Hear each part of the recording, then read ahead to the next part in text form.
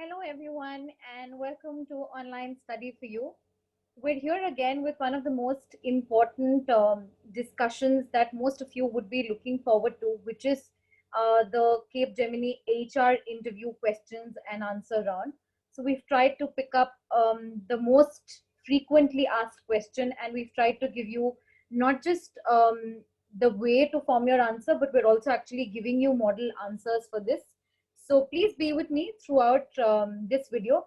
And of course, I'll talk to you again in the end, right? So let's begin. First things first, what is the HR on for, or what is the purpose? Why does a company involve themselves in an HR round? The first thing that they want to do is they want to check your communication skills, because communication is an indispensable skill that you guys will have to exhibit while you're on the job. Anybody who has a problem in communicating with their peers, with their seniors, with their juniors, is somebody who will not be able to handle the job. Because most of us, we are working in integrated systems, we are working in systems where it just does not mean that we work independently, but we have to collaborate with others. And for that, collaboration, communication is a very important and desirable skill.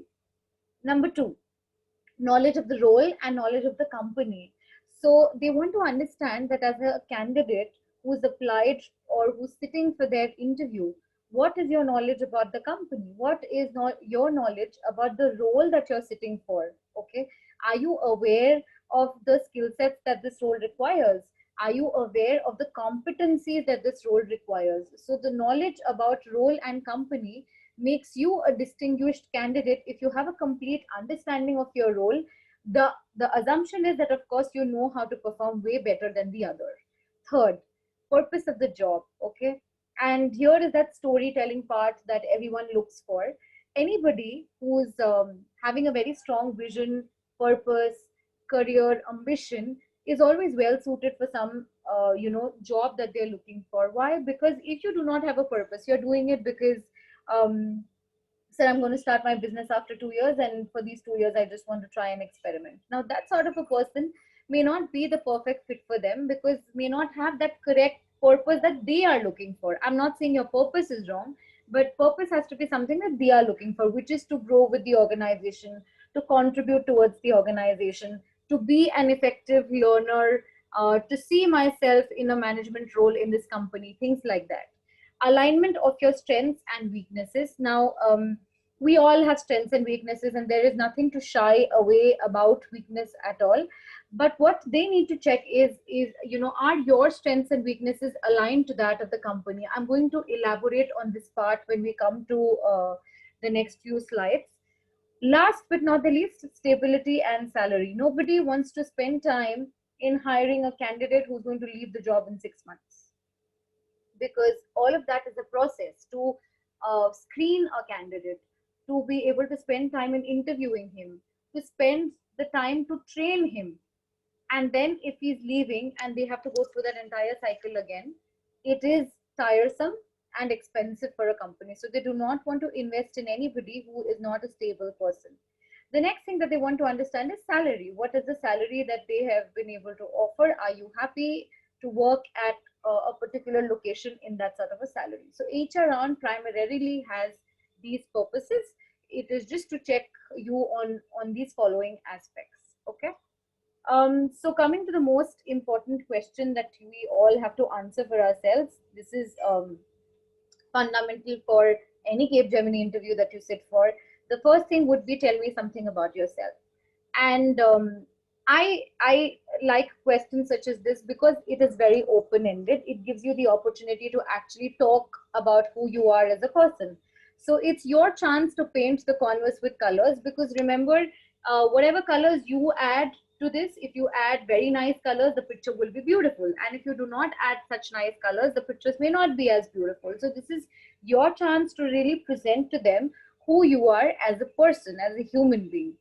And this is also your chance to steer the interview your way. So remember, whatever questions come after this, the next following 2-3 questions will always be something that they pick from your own explanation about yourself. So if you tell them that maybe you are somebody who really likes to read, maybe the next question could be, on the latest book that you've read, or if you say that you are somebody who really likes to keep yourself updated with the latest technologies, then maybe the next question would be that, okay, what do you think is the disadvantage of a certain technology which has come up? So this is your chance to like navigate the interview in your way, which is why it's a very important question.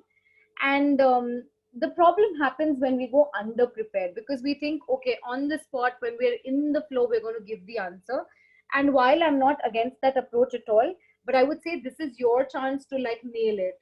So if being a little prepared sort of helps you get that extra edge over competition, then you might as well go prepared.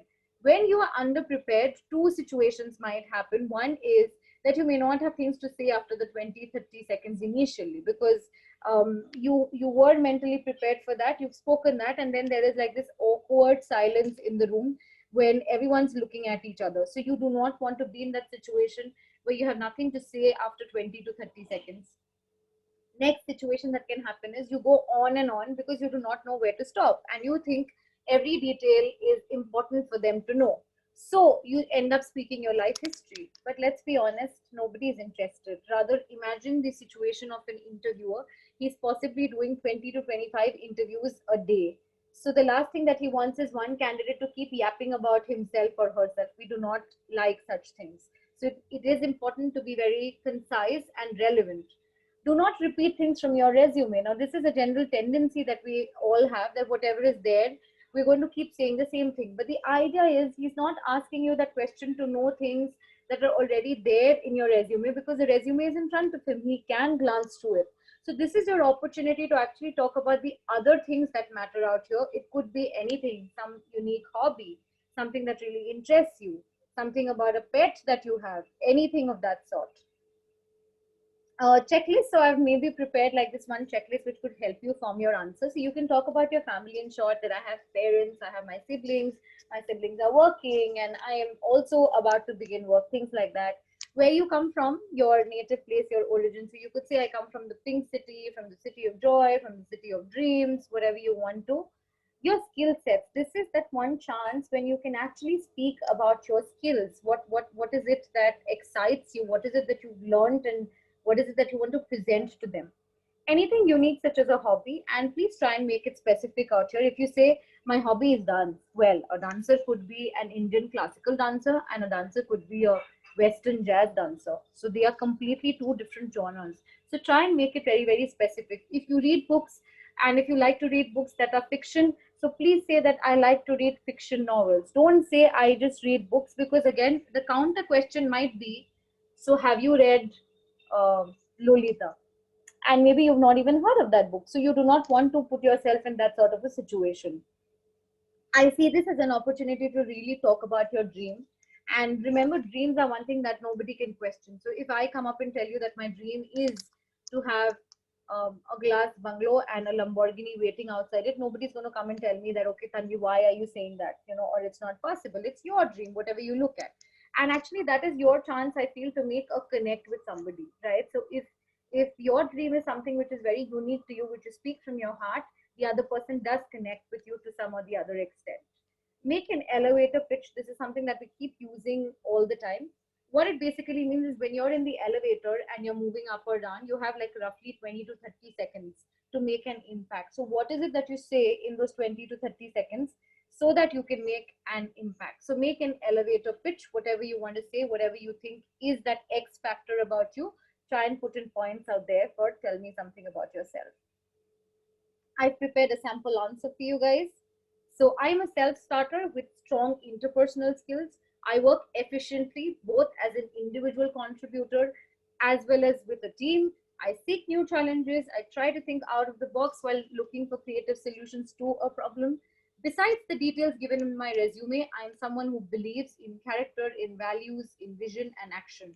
So I am a quick learner, and I believe in learning from my mistakes, for I strongly feel that this virtue will take me ahead in life and career. If you realize, there's barely any information that I have picked from the CV out here, but I've tried to give more of an insight of who I am as a person, what are my qualities as a person. What are your strengths? This is the second most frequently asked question for Capgemini interviews. My approach would be a little different, perhaps from the videos that you actually would see.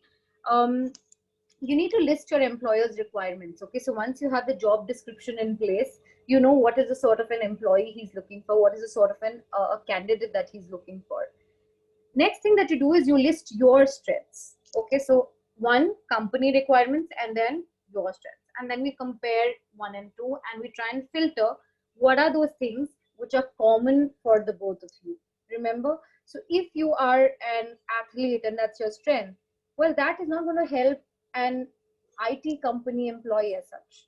Okay, so there needs to be other strengths which they think is going to help them, or uplift their vision, mission, values, etc.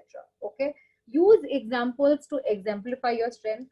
My personal experience is always weave a story around it. So if you say that I'm hardworking, maybe you could say that I was the eldest sibling of all, and I always had in my mind that my younger siblings would look up to me. So I have always been hardworking in terms of my education, in terms of my responsibility towards my house, something like that. Weave a story around some quality that you mentioned. It makes it more believable, right? So that's the idea, that instead of just using one word or adjectives, you make a story out of it which is real. I'm not going to say fake stories, which is real. So common strengths that I have listed for you guys, of course it could be different, but these are the common strengths which would help you for this sort of a job. Hardworking, you're adaptable, you're creative, you apply logic when you think, and you're a quick learner. Now these are desirable skills for any company that you're sitting for. They want people who can work hard, who can adjust and manage change, who learn quickly, who apply logic when it comes to thinking, things like that. Okay, what are your weaknesses? Okay, firstly, rephrase the question as, what is it that you can improve in yourself? What is it that you can do better? Second, remember, everyone has them. Even the interviewer who's sitting on that side of the panel has a certain weaknesses. But what matters is whether you are aware of it and you've done something about it. So if you see, the third pointer on my slides is you need to be self-aware. You need to know what your weakness is. You need to have some actions for improvement. Imagine that I already know my weakness, but I've done nothing about it. I don't come across as somebody who is good, who wants to change something that is that needs improvement in myself, right? So they are only concerned about any weakness which affects their role. So, for example, if you go and say, "Sir, I'm a very lazy guy. I don't like working too much." Now, you think they're going to hire you after that? Definitely not, because they do not want lazy people on the floor who they have to keep pushing to work, right? So if there is some sort of a weakness that you want to put in weaknesses which do not concern the job, like something like, I wasn't so good at Microsoft PowerPoint earlier, but now I've developed my skills, or I've undertaken a course and I can really create good presentations, something like that. Common weaknesses, again, remember, this is going to be very different for different people, but I've just again put a couple of pointers. Someone who's spontaneous in terms of doing things, uh, always is ready with the action that needs to be done. Someone who's very sensitive to like comments or criticism, something like that. Someone who has the habit of trusting people easily. These are genuine weaknesses that people have, and there's nothing wrong about them as long as you're self-aware and you're doing something about it, right? So here is my sample answer for you. I have several strengths, namely, I am patient, committed, honest, and self-motivated. I am the biggest dreamer I have ever come across. I forgive easily and hate to keep grudges in my heart. My greatest weakness is I don't like getting interrupted when I'm into something. Another one of my weaknesses, I trust people very easily. As I already said, I'm a very patient person, so I'm working actively on this lacuna. So you've already presented the good sides and not so good sides, and you're also saying that I am doing what I need to do about my not so good side, right? So that is the entire idea. I've discussed the two most frequently asked questions, and of course we have an entire bunch of sample questions that we would want to discuss for you, but that's available for our paid version, the link of which is available to you in the description. You can buy the entire course and you can look at sample answers, model answers around each of these questions, because we have an exhaustive list of the questions that are asked for Capgemini HR interview rounds, right? So signing off, Tanvi Ajmera here, and I'm going to see you soon for more videos. Please check the links, that we've added in the description to understand more about our course. Thank you so much.